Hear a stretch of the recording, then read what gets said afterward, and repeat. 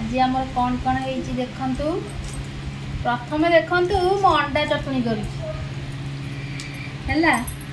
पियाज कंचा लंका लुण रसुण पकईकि अंडा चटनी करुँचे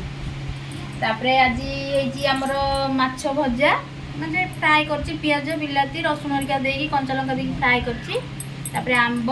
डाली भात अंडा आमलेट आम तो चटनी करुँची या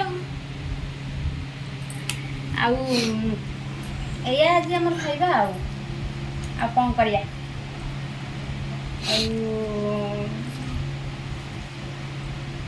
मो राजकुमार को देखंतु चुटी फुटी टिके ना काटी देकिनी चुटी तो काटला काटला पूरा नांडू कर देकिनी पळेला मुंडटा मु कौन करी से दुकानी काटदेला एमती आ दुकानी काटदेला हम कहू चुट्टी रख पूरा छुट्टी अंडा चटनी सांग माने किए खाइछ अंडा चटनी भल लगे जे खाइतेबे करतेबे से जानते भल लगे खराब लगे एक्चुअली अंडा चटनी भल लगे आउ हमको किंतु अंडा चटनी बहुत भल लगे।